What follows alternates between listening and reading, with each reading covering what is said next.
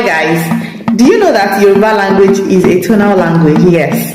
Yoruba has 3 distinctive tones and they are called Ami-Ohun. These tones are what make Yoruba language distinctive and interesting to read. Examples of the tones are Do, Re, Ati, Mi. So I'm going to give you examples of words where you can find these tones. For Do, we have it in words like Ba, which is take, say, which is cook.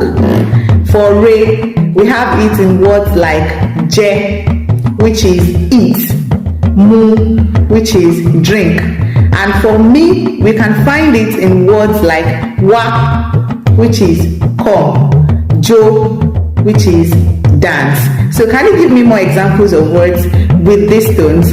I'll be waiting for you in the comment section.